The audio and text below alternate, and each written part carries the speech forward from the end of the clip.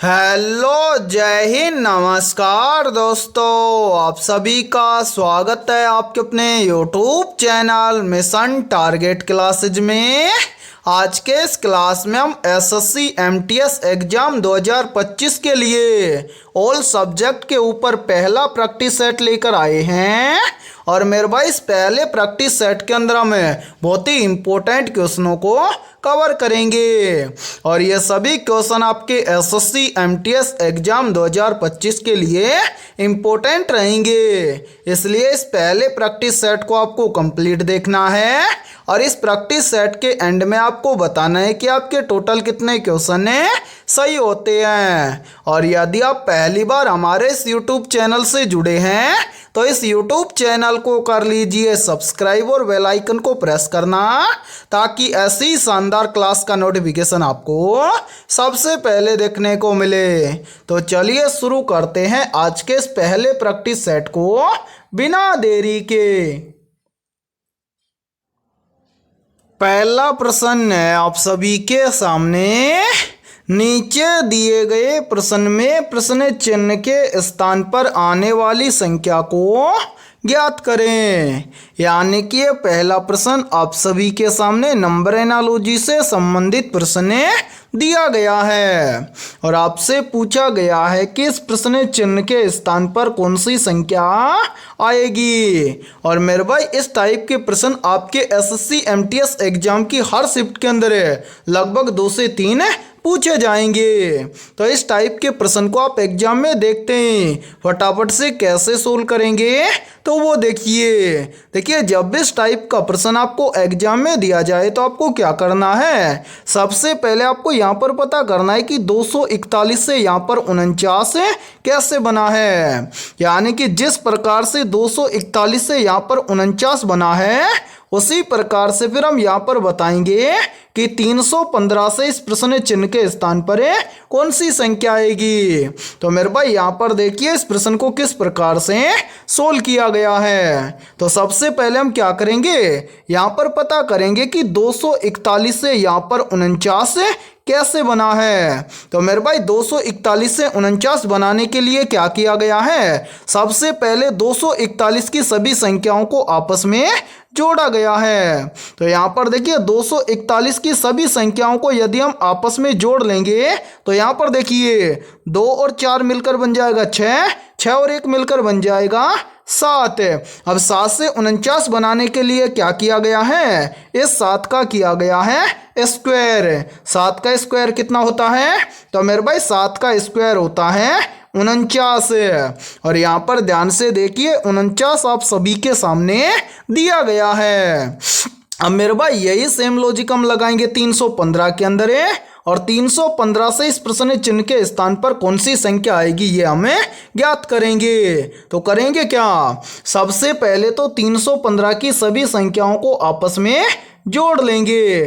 तो मेरे भाई यहाँ पर देखिए 315 की सभी संख्याओं को आपस में जोड़ेंगे तो 3 और 1 मिलकर बन जाएगा 4, 4 और 5 मिलकर बन जाएगा 9। अब यहाँ पर हम क्या कर देंगे, इस 9 का कर देंगे स्क्वायर। 9 का स्क्वायर कितना होता है, तो मेरे भाई 9 का स्क्वायर होता है 81। यानी कि इस प्रश्न चिन्ह के स्थान पर संख्या भरी जाएगी 81। अब हमें देखना है कि संख्या 81 किसी ऑप्शन में दी गई है। तो आंसर है संख्या 81 हमें दी गई है ऑप्शन डी के अंदर है। तो पहले प्रश्न के अंदर ऑप्शन डी हो जाएगा सभी का करेक्ट आंसर है। तो उम्मीद करता हूं कि पहला प्रश्न आपको अच्छे से क्लियर हो गया होगा। और जब भी इस टाइप का प्रश्न आपको एग्जाम में दिया जाएगा तो फटाफट से सोल्व कर लेंगे। और इसी के साथ में देखिए आप सभी के लिए बहुत ही इम्पोर्टेंट सूचना है। यदि आप पहली बार के अंदर एसएससी एमटीएस एग्जाम 2025 को क्रैक करना चाहते हैं तो हमने आपके एसएससी एमटीएस एग्जाम 2025 के लिए जीके, जीएस, इंग्लिश, मैथमेटिक्स यानी कि मैथ और रीजनिंग यानी कि ऑल सब्जेक्ट के ऊपर मोस्ट इम्पोर्टेंट क्वेश्चंस का मास्टर पीडीएफ सेट तैयार किया है। और जो भी अभ्यर्थी ये कंप्लीट मास्टर पीडीएफ सेट लेना चाहता है वो हमारे इस व्हाट्सएप नंबर पर कांटेक्ट करके ले सकता है। और मेरे भाई इस कंप्लीट मास्टर पीडीएफ सेट की प्राइस हमने रखी है मात्र और मात्र 99 रुपये, यानी कि 99 रुपये की फीस के अंदर आपको एसएससी एमटीएस एग्जाम 2025 के लिए ऑल सब्जेक्ट के ऊपर और वो भी फुल सॉल्यूशन के साथ में रामबाण क्वेश्चनों का मास्टर पीडीएफ सेट दिया जाएगा।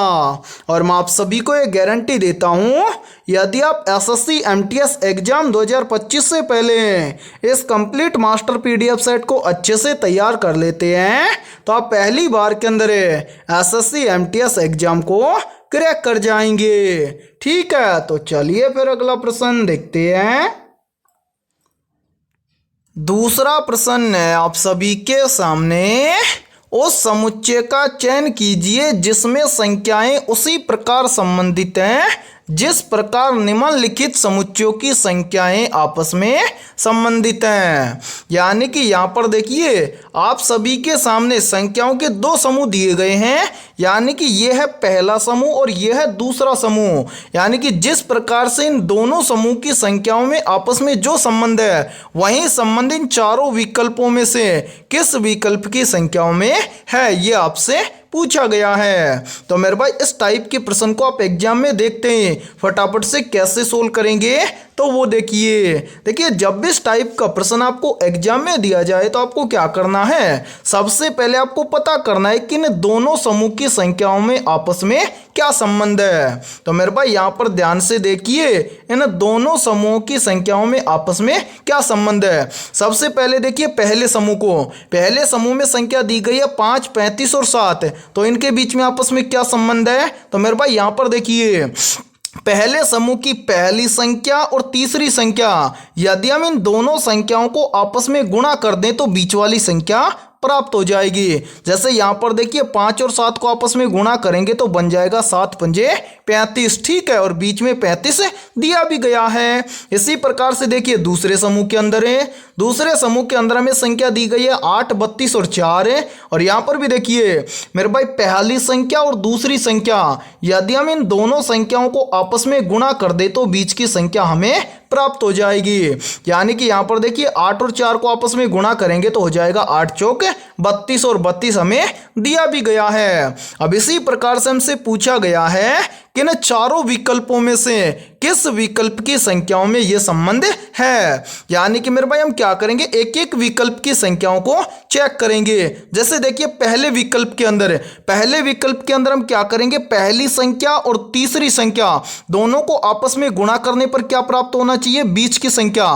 तो यहाँ पर देखिए 11 और 5 को आपस में गुणा करेंगे तो क्या 56 बनेगा। तो यहाँ पर देखिए 11 5 बनेगा 55, दिया गया है 56, यानी कि ऑप्शन ए हो जाएगा गलत। ठीक है, इसी प्रकार से हम क्या करेंगे मेरे भाई, ऑप्शन बी को चेक करेंगे। तो ध्यान से देखिए ऑप्शन बी में देखिए पहली संख्या है 3 और तीसरी संख्या है 9, तो 3 और 9 को आपस में गुणा करेंगे तो बन जाएगा 9 तिये 27। और मेरे भाई ध्यान से देखिए बीच में 27 दिया भी गया है, यानी कि यहां पर ऑप्शन बी हो जाएगा सभी का करेक्ट आंसर है। इसी प्रकार से हम क्या करेंगे, सभी विकल्पों को चेक करके देखते हैं। यहां पर देखिए ऑप्शन सी के अंदर हमें दिया गया है क्या, यानी कि पहली संख्या है 4 और तीसरी संख्या है 7, तो 7 और 4 को आपस में गुणा करेंगे तो क्या बनेगा 7 चौक 28, जबकि बीच में दिया गया है 30, यानी कि ऑप्शन सी भी क्या हो जाएगा मेरे भाई, गलत हो जाएगा। इसी प्रकार से हम क्या करेंगे, यहां पर जो ऑप्शन डी दिया गया है इसको भी चेक करेंगे। ऑप्शन डी में दिया गया है पहली संख्या कितनी है 9 और मेरे भाई तीसरी संख्या कितनी है 4,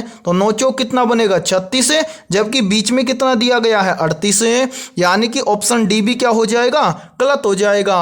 यानी कि जो हमारे सामने ये दो संख्या समूह दिए गए हैं, इसी प्रकार से या फिर जो इन दोनों समूहों की संख्या में जो संबंध है वही संबंध है ऑप्शन बी की संख्याओं के अंदर है। तो मेरे भाई दूसरे प्रश्न के अंदर ऑप्शन बी हो जाएगा सभी का करेक्ट आंसर है। तो उम्मीद करता हूं कि दूसरा प्रश्न भी आपको अच्छे से क्लियर हो गया होगा।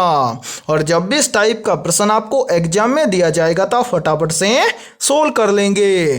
ठीक है, तो चलिए फिर अगला प्रश्न देखते हैं। तीसरा प्रश्न है आप सभी के सामने, नीचे दिए गए विकल्पों में से असंगत विकल्प का चयन करें। मेरे भाई ये तीसरा प्रश्न आप सभी के सामने बहुत ही इंपॉर्टेंट प्रश्न दिया गया है और इस टाइप के प्रश्न आपके एग्जाम की हर शिफ्ट के अंदर लगभग 2 से 3 पूछे जाते हैं। तो इस टाइप के प्रश्न को आप एग्जाम में देखते ही फटाफट से कैसे सोल्व करेंगे तो वो देखिए जब भी इस टाइप का प्रश्न आपको एग्जाम में दिया जाए तो आपको क्या करना है, सबसे पहले चारों विकल्पों को ध्यान से देखना है। और यहाँ पर देखिए यदि आप इन चारों विकल्पों को ध्यान से देखोगे तो इन चारों विकल्पों में से 3 विकल्प तो क्या होंगे, किसी न किसी प्रकार से समान होंगे और इन चारों विकल्पों में से इन 3 के अलावा जो एक विकल्प होगा वो क्या होगा, असंगत या अलग होगा। और उस असंगत विकल्प का हमें क्या करना है, चयन करना है। कैसे करेंगे तो वो देखिए, एक बार देखिए इन सभी को यहाँ से थोड़ा सा हटा देते हैं ताकि आपको समझने में कोई भी प्रॉब्लम ना आए। मेरे भाई यहाँ पर देखिए सबसे पहले हम देखेंगे पहला विकल्प। पहले विकल्प में हमें संख्या दी गई है 4 और 17। तो हमें देखना है कि 4 और 17 इन दोनों संख्याओं के बीच में क्या रिलेशन है। तो मेरे भाई यहाँ पर देखिए 4 और 17 के बीच में क्या रिलेशन है, तो यहाँ पर देखिए 4 से यहाँ पर बनाया गया है 17। कैसे, तो यहाँ पर देखिए 4 से 17 बनाने के लिए क्या किया गया है, यहाँ पर सबसे पहले किया गया है 4 का स्क्वायर है। 4 का स्क्वायर कितना होता है 16 और 16 के अंदर प्लस 1 करके यहाँ पर लिखा गया है 17। ठीक है मेरे भाई। अब इसी प्रकार से यहाँ पर आप आगे देखिए मेरे भाई दूसरे विकल्प के अंदर है। तो देखिए दूसरे विकल्प के अंदर हमें संख्या दी गई है 11 और 122 है। तो यहाँ पर हम पता करेंगे कि 11 से 122 कैसे लिखा गया है। तो मेरे भाई यहाँ पर देखिए 11 से 122 बनाने के लिए क्या किया गया है, यहाँ पर सबसे पहले तो किया गया है 11 का स्क्वायर है। 11 का स्क्वायर कितना होता है, तो 11 का स्क्वायर होता है 121 और 121 के अंदर प्लस 1 करके यहाँ पर लिखा गया है 122। ठीक है। अब इसी प्रकार से हम क्या करेंगे, विकल्प थर्ड को देखेंगे यानी कि ऑप्शन सी को देखेंगे। ऑप्शन सी में संख्या दी गई है 5 और 26 है। तो यहाँ पर हम देखेंगे कि 5 से 26 कैसे बना है। तो मेरे भाई यहाँ पर देखिए 5 से 26 बनाने के लिए यहाँ पर क्या किया गया है, सबसे पहले 5 का किया गया है स्क्वायर। 5 का स्क्वायर कितना होता है 25 है। और मेरे भाई ध्यान से देखिए 25 के अंदर प्लस 1 कर देंगे तो 25 और 1 मिलकर बन जाएगा 26। अब इसी प्रकार से हम क्या करेंगे, ऑप्शन डी को चेक करेंगे यानी कि चौथे विकल्प को चेक करेंगे। तो मेरे भाई ध्यान से देखिए चौथे विकल्प में हमें संख्या दी गई है 9 और 85। तो 9 से 85 कैसे बनेगा, तो ध्यान से देखिए मेरे भाई यहाँ पर 9 से 85 बनाने के लिए क्या किया गया है, सबसे पहले किया गया है 9 का स्क्वायर। 9 का स्क्वायर कितना होता है 81 और 81 के अंदर यदि हम क्या कर दें प्लस 4 कर दें तो 81 और 4 मिलकर बन जाएगा 85। अब मेरे भाई इन चारों विकल्पों में से कौन सा विकल्प संगत है, तो ध्यान से देखिए ऑप्शन ए या पहले विकल्प के अंदर पहली संख्या से दूसरी संख्या बनाने के लिए क्या किया गया है, पहली संख्या का स्क्वायर करके जो संख्या आई है उसके अंदर प्लस 1 करके अगली संख्या लिखी गई है। सेम इसी प्रकार से ऑप्शन बी के अंदर किया गया है। सेम इसी प्रकार से तीसरे ऑप्शन के अंदर किया गया है। लेकिन मेरे भाई जो ऑप्शन डी दिया गया है इसके अंदर ऐसा नहीं किया गया है, यानी कि पहली संख्या से दूसरी संख्या बनाने के लिए यहां पर क्या किया गया है, पहली संख्या का तो स्क्वायर किया गया है। लेकिन यहां पर देखिए ऑप्शन ए, ऑप्शन बी और ऑप्शन सी इन सभी के अंदर प्लस 1 किया गया है। लेकिन ऑप्शन डी के अंदर क्या किया गया है, प्लस 4 किया गया है। तो इन चारों विकल्पों में से असंगत विकल्प हो जाएगा ऑप्शन डी, यानी कि मेरे भाई इन चारों ऑप्शनों में से सही विकल्प या इस प्रश्न के अकॉर्डिंग असंगत विकल्प हो जाएगा ऑप्शन डी। ठीक है, तो उम्मीद करता हूं कि तीसरा प्रश्न भी आपको अच्छे से क्लियर हो गया होगा। और जब भी इस टाइप का प्रश्न आपको एग्जाम में दिया जाएगा तो आप फटाफट से सोल्व कर लेंगे। ठीक है, तो चलिए फिर अगला प्रश्न देखते हैं। चौथा प्रश्न है आप सभी के सामने, यदि P का अर्थ गुणा है, R का अर्थ घटाना है, S का अर्थ जोड़ है और Q का अर्थ भाग है तो नीचे दी गई समीकरण का मान ज्ञात करें। यानी कि ये चौथा प्रश्न आप सभी के सामने गणितीय संक्रियाओं से संबंधित प्रश्न दिया गया है और आपसे पूछा गया है कि यदि हम इस प्रश्न के अकॉर्डिंग इस समीकरण को सोल्व करें तो इस समीकरण का मान क्या आएगा। तो मेरे भाई इस टाइप के प्रश्न को आप एग्जाम में देखते हैं, फटाफट से कैसे सोल्व करेंगे तो वो देखिए इस टाइप के प्रश्न को एग्जाम में सोल्व करना बहुत ही आसान होता है। अब आसानी से कैसे सोल्व करेंगे तो वो देखिए मेरे भाई, यहाँ पर ध्यान से देखिए। प्रश्न में आपको स्पष्ट बोला गया है कि P का अर्थ है गुणा, तो मेरे भाई P के स्थान पर हम क्या करेंगे, गुणा करेंगे। फिर देखिए आगे बोला गया है कि R का अर्थ है घटाना, यानी कि R के स्थान पर हम क्या करेंगे, माइनस करेंगे। फिर देखिए उसके आगे बोला गया है कि S का अर्थ है जोड़, तो S के स्थान पर हम क्या कर देंगे, जोड़ कर देंगे। और लास्ट में बोला गया है कि Q का अर्थ है भाग, तो Q के स्थान पर हम क्या करेंगे, भाग करेंगे। तो यहाँ पर समझिए मेरे भाई नया समीकरण बनेगा क्या, सबसे पहले 6 के बाद में क्या है P का अर्थ है गुणा, फिर क्या है 7 के बाद में क्या है S का अर्थ क्या है प्लस, तो यहाँ पर हम कर देंगे प्लस। उसके बाद में क्या है 169 के बाद में क्या है Q का अर्थ क्या है भाग, तो यहाँ पर करेंगे भाग। फिर क्या है मेरे भाई 13 के बाद में है R का अर्थ है माइनस, तो यहाँ पर करेंगे माइनस। और उसके बाद में है 5। ये बन गया नया समीकरण। अब हमसे पूछा गया है कि समीकरण को हम सोल्व करेंगे तो इसका मान क्या आएगा। तो मेरे भाई जब भी आप समीकरण नया बना लो, उस समीकरण के अंदर आपको क्या करना है, उस समीकरण को आपको बोर्डमास के नियम के अकॉर्डिंग सोल्व करना है। बोर्डमास का नियम ये बोलता है कि सबसे पहले हम समीकरण के अंदर क्या करेंगे, ब्रैकेट को सोल्व करेंगे। तो समीकरण के अंदर ब्रैकेट तो है नहीं, तो ब्रैकेट के बाद में हम क्या करेंगे, भाग को सोल्व करेंगे। तो यहां पर देखिए मेरे भाई, यहां पर हम क्या करेंगे, 13 का भाग देंगे 169 के अंदर है। तो यहां पर देखिए सबसे पहले क्या है 6, उसके बाद में गुणा में 7, फिर क्या है प्लस है। अब यहां पर देखिए 169 को 13 से भाग कर देंगे तो यहां पर कितना आ जाएगा 13। उसके बाद में लास्ट में कितना है 5, तो यहां पर हम लिखेंगे 5। भाग करने के बाद में हम क्या करेंगे, गुणा करेंगे। तो मेरे भाई यहां पर ध्यान से देखिए 6 और 7 को हम आपस में गुणा कर देंगे तो यहां पर बन जाएगा 7 छिके 42। ठीक है। उसके बाद में क्या है प्लस 13 और माइनस 5, तो यहां पर हम क्या कर देंगे प्लस 13 माइनस 5। अब यहां पर हम क्या करेंगे, गुणा करने के बाद में प्लस प्लस की संख्याओं को ऐड कर लेंगे और माइनस की संख्या को घटा देंगे। तो प्लस का 42 है और प्लस का 13 है, तो 42 और 13 मिलकर बन जाएगा 55। और मेरे भाई यहां पर क्या बच रहा है माइनस का 5, तो 55 में से हम क्या कर देंगे माइनस 5 कर देंगे। तो 55 में से माइनस 5 करेंगे तो यहां पर बचेगा 50।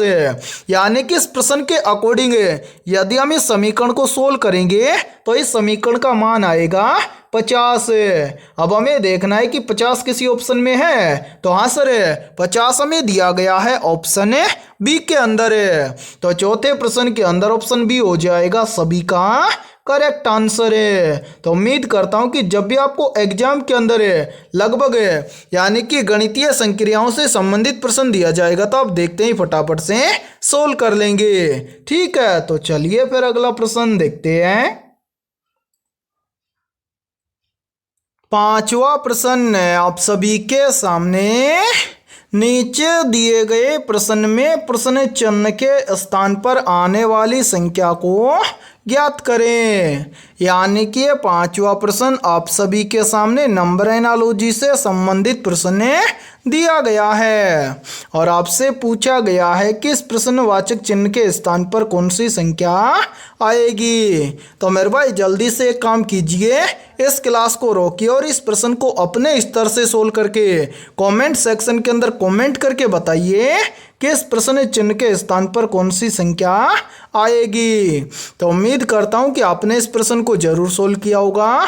तो आइए देखते हैं कि आपका आंसर क्या आया है। तो मेरे भाई इस टाइप के प्रश्न को आप एग्जाम में देखते हैं, फटाफट से कैसे सोल्व करेंगे तो वो देखिए जब भी इस टाइप का प्रश्न आपको एग्जाम में दिया जाए तो आपको क्या करना है, सबसे पहले आपको यहाँ पर पता करना है कि 15 से यहाँ पर 62 कैसे बना है।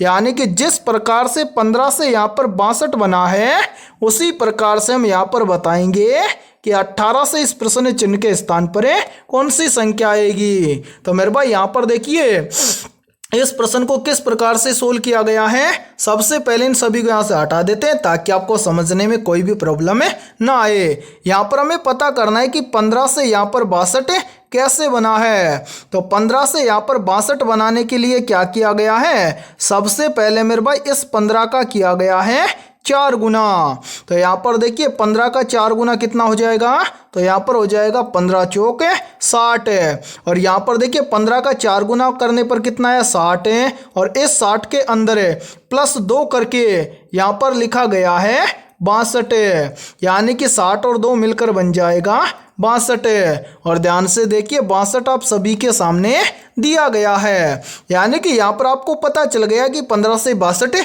कैसे बना है। यानी कि सबसे पहले 15 का 4 गुना किया गया है और जो संख्या आई है उसके अंदर प्लस 2 करके यहाँ पर लिखा गया है 62। अब मेरे भाई यही सेम लॉजिक हम लगाएंगे इस 18 के अंदर है और इस 18 से इस प्रश्न चिन्ह की वैल्यू ज्ञात करेंगे। तो करेंगे क्या, इस 18 से इस प्रश्न चिन्ह की वैल्यू ज्ञात करने के लिए सबसे पहले तो इस 18 का हम करेंगे 4 गुना। तो यहाँ पर हो जाएगा 18 चौक 72 है। और मेरे भाई इस 72 के अंदर हम क्या कर देंगे, प्लस 2 कर देंगे। तो 72 और 2 मिलकर बन जाएगा 74 है, यानी कि इस प्रश्न चिन्ह के स्थान पर संख्या भरी जाएगी 74 है। अब हमें देखना है कि संख्या 74 किसी ऑप्शन में है। तो आंसर है संख्या 74 में दी गई है ऑप्शन है सी के अंदर है। तो 5वें प्रश्न के अंदर ऑप्शन सी हो जाएगा सभी का करेक्ट आंसर है। तो उम्मीद करता हूँ कि 5वां प्रश्न भी आपको अच्छे से क्लियर हो गया होगा।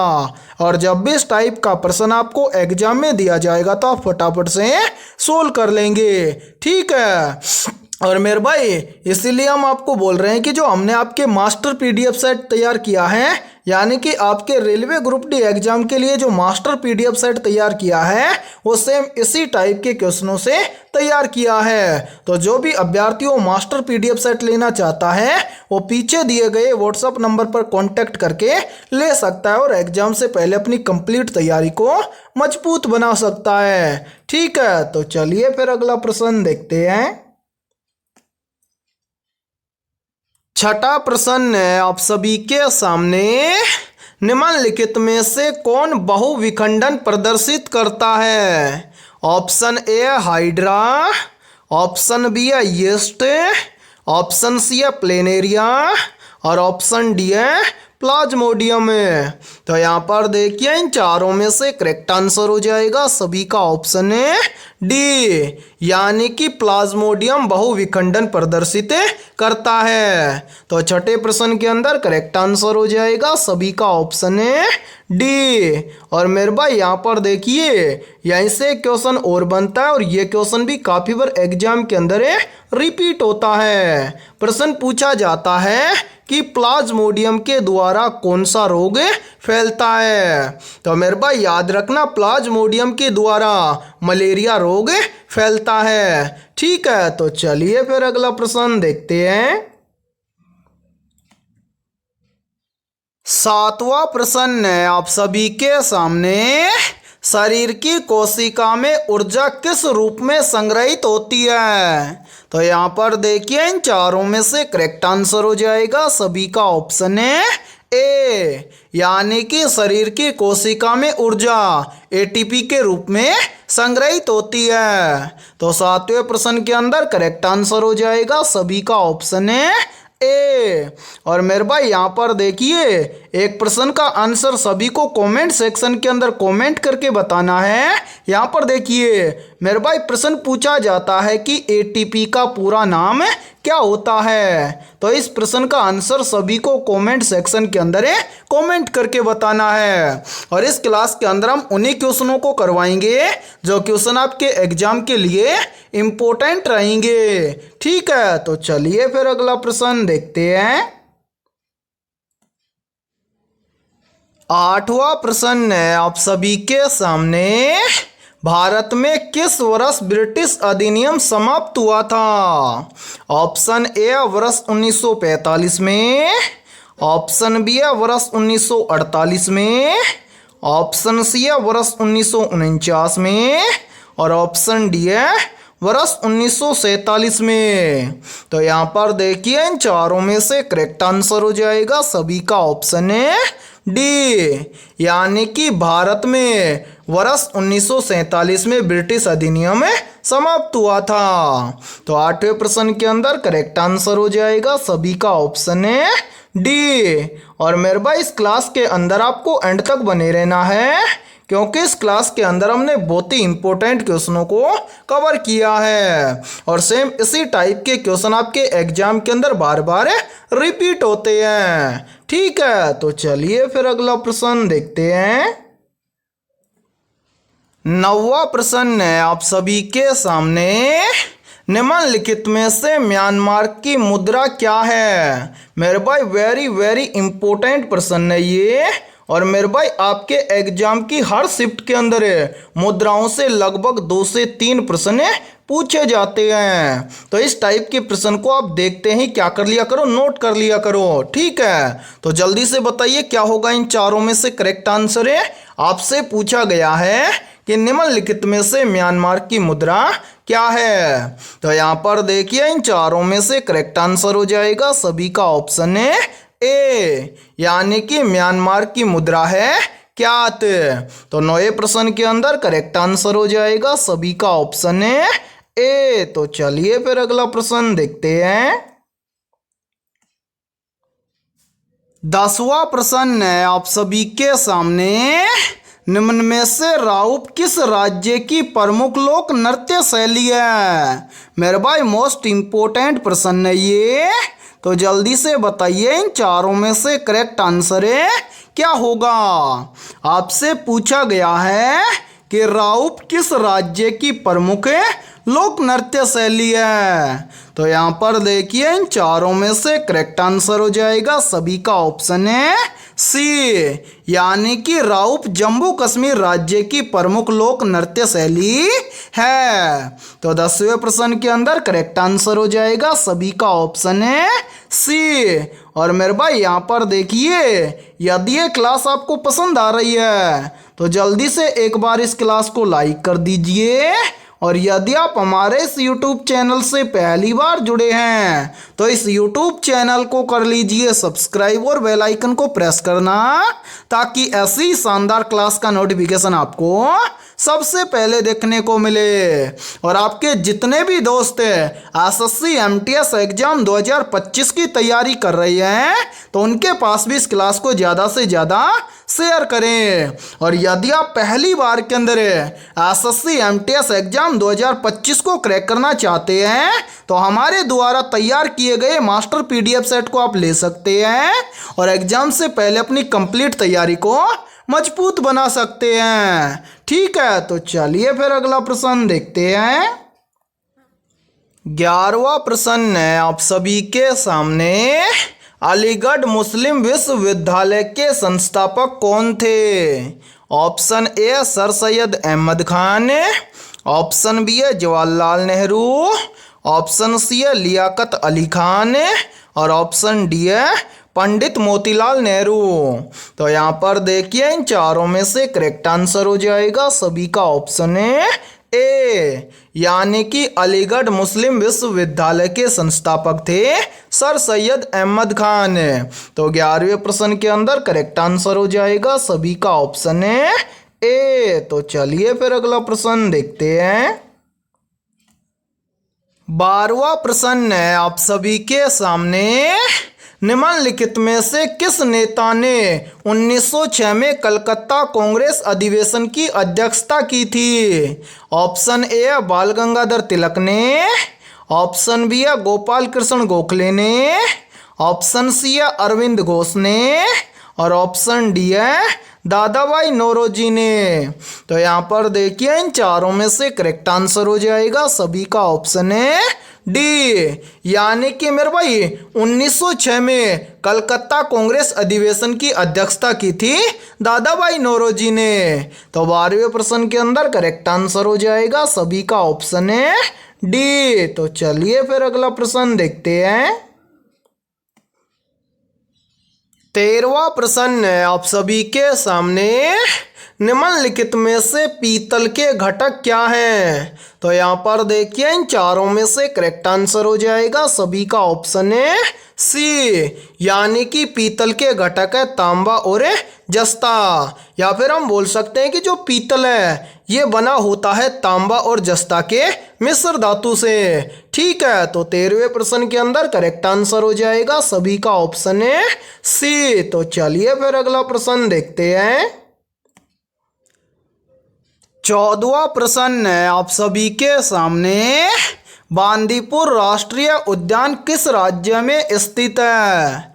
ऑप्शन ए कर्नाटक राज्य में, ऑप्शन बी है पश्चिम बंगाल राज्य में, ऑप्शन सी है राजस्थान राज्य में और ऑप्शन डी है मध्य प्रदेश राज्य में। तो यहाँ पर देखिए इन चारों में से करेक्ट आंसर हो जाएगा सभी का ऑप्शन है ए, यानी कि बांदीपुर राष्ट्रीय उद्यान कर्नाटक राज्य में स्थित है। तो 14वें प्रश्न के अंदर करेक्ट आंसर हो जाएगा सभी का ऑप्शन है ए। तो चलिए फिर अगला प्रश्न देखते हैं।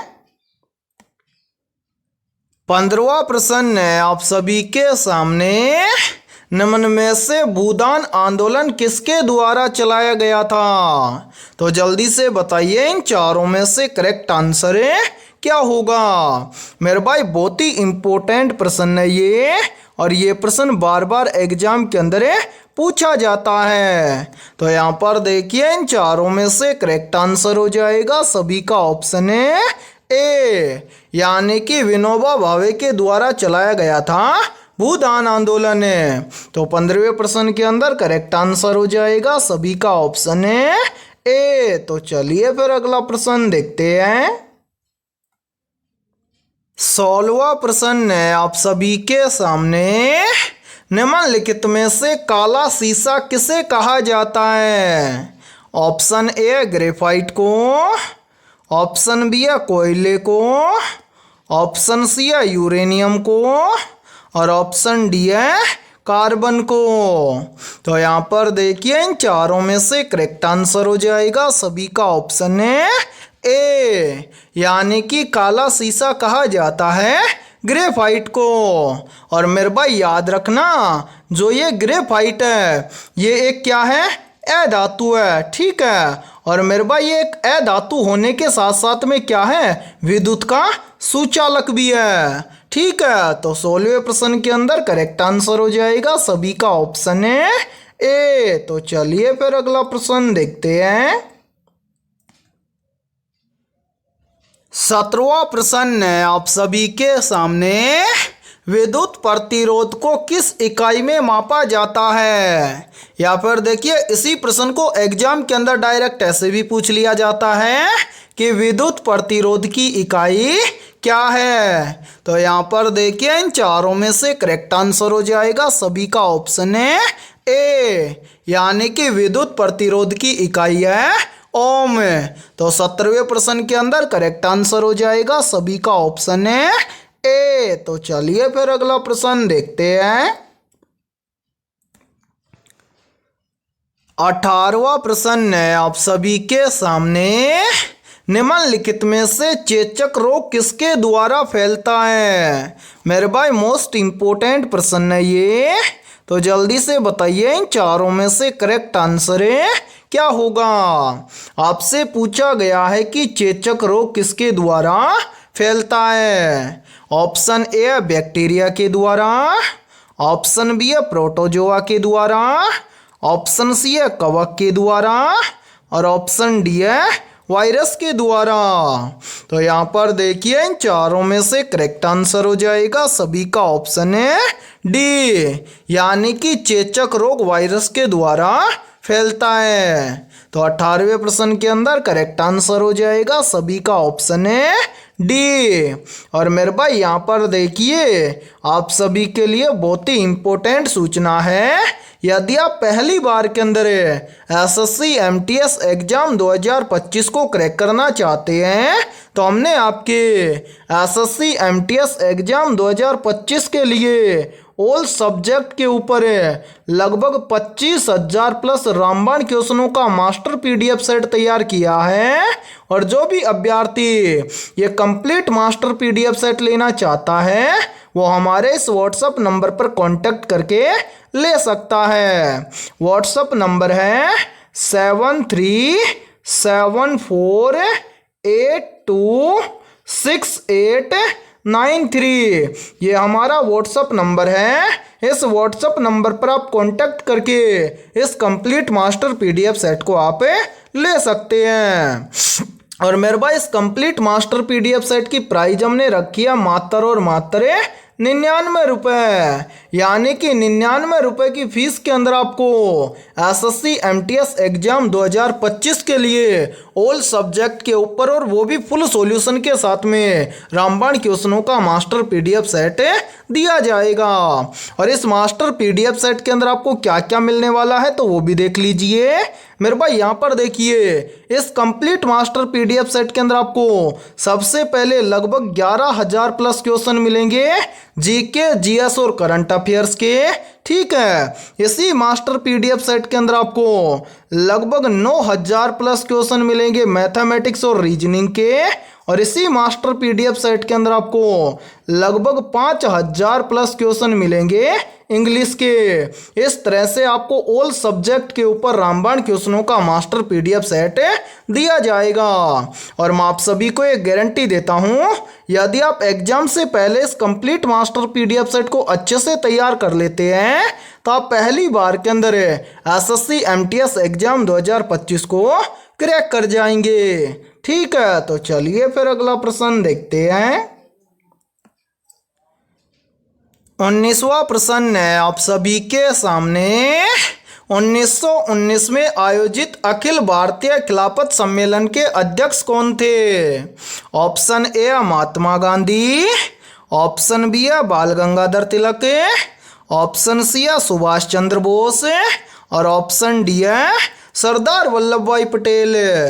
तो यहाँ पर देखिए इन चारों में से करेक्ट आंसर हो जाएगा सभी का ऑप्शन है ए, यानी कि 1919 में आयोजित अखिल भारतीय खिलाफत सम्मेलन के अध्यक्ष थे महात्मा गांधी।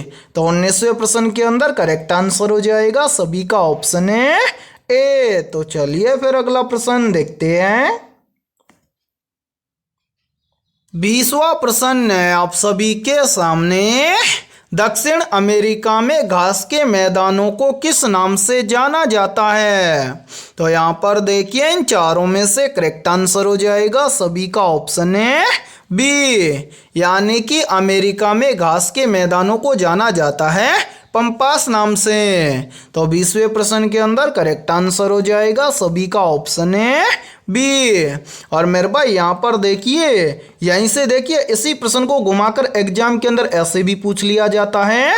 प्रश्न पूछा जाता है कि पंपास घास के मैदान कहाँ पाए जाते हैं? तो मेरे भाई याद रखना, पंपास घास के मैदान पाए जाते हैं दक्षिण अमेरिका में। ठीक है, तो मेरे भाई आज की इस क्लास के अंदर इतना ही। यदि ये क्लास आपको पसंद आई है तो जल्दी से एक बार इस क्लास को लाइक कर दीजिए।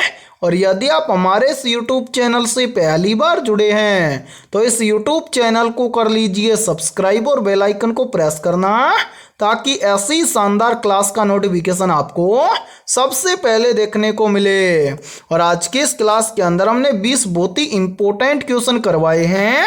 तो जिन भी अभ्यर्थियों के इन 20 में से लगभग 18 प्लस क्वेश्चन सही हुए हैं तो समझना उनकी तैयारी बेहतर है। तो फिर मिलते हैं ऐसे ही बेहतरीन क्वेश्चनों के साथ सुबह 7 बजे। ठीक है।